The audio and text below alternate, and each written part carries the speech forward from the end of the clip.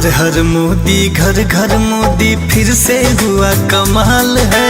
देखो भगवा बांध के निकला भारत माँ का लाल है।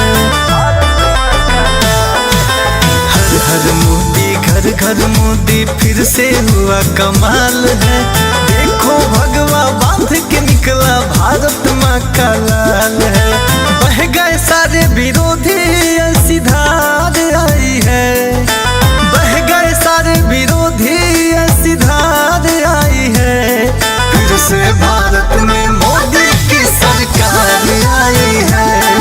फिर भारत में मोदी जी की सरकार आई है।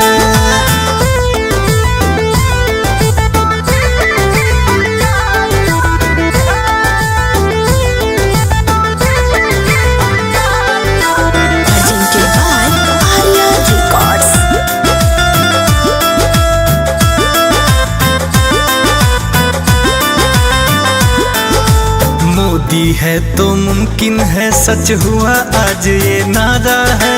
ज्योति की जगमग से जागा हिंदुस्तान हमारा है। मोदी है तो मुमकिन है, सच हुआ आज ये नारा है। ज्योति की जगमग से जागा हिंदुस्तान हमारा है। बोले विजय भारत में तो हार आई है।